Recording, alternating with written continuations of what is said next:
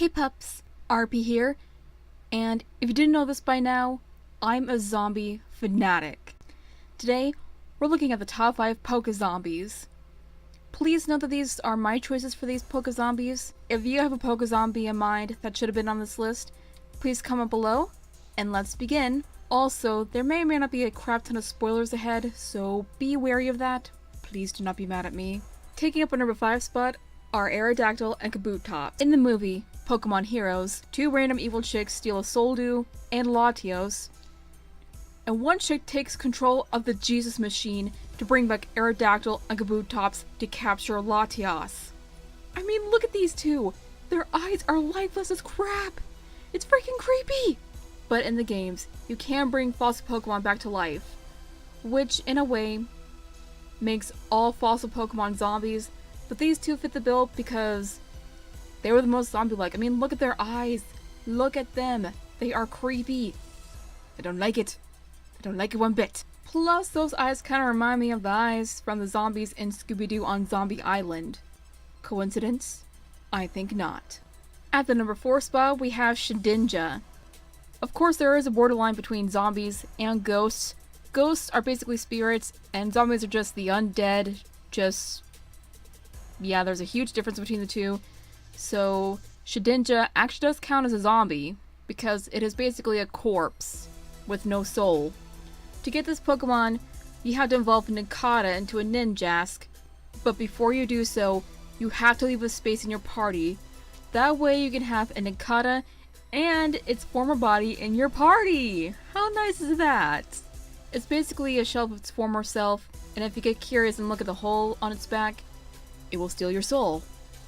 Ain't that lovely?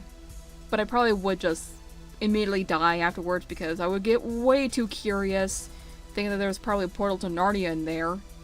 Like, why would there be a portal to Narnia in there? It's a zombie Pokemon. Moving on to number 3, we have Psyduck.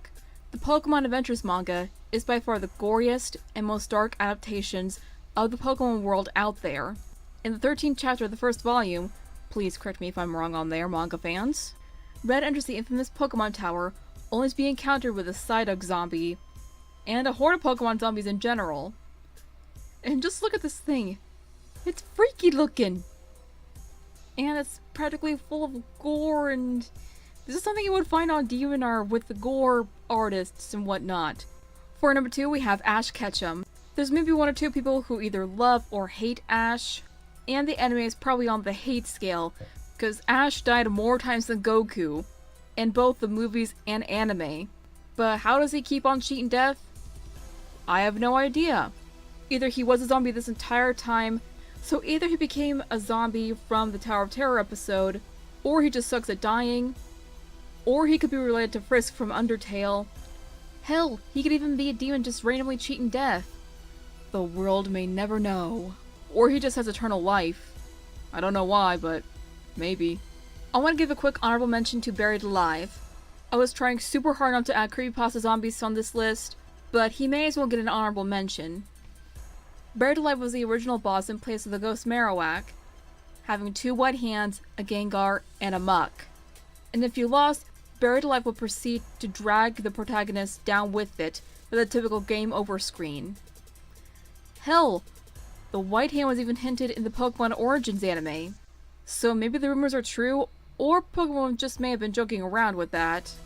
Which, I'm pretty sure it's the second one because I always like those little joking hints and whatnot. It's pretty cool. And finally, for number 1, we have Parasect. I always found Parasect's Pokédex entry to be very sad. Knowing that Paras may one day become a zombie is really freaking depressing. What if Paras knows its fate and once it becomes a Parasect, doesn't remember you? Zombies don't usually remember you. They only want to kill and eat brains and flesh. Parasect trainers must have it hard, man! Even Triggerweed compares it to the zombies in The Last of Us, with the zombies being infected by spores or fungi. And Parasect's life is just so sad. I want to give it a hug, but I'd probably get infected and be turned into a spore zombie, and that would not be nice. That would not be fun. So after all that fun stuff about zombies, fan art time. Today's fan art is by Elizabeth Peterson, and it's really adorably spooky and awesome. If you want your fan art featured, My social links are down below, and I'll see you later, pups. This is our prayer reminder to stay awesome, stay strong, and stay beautiful.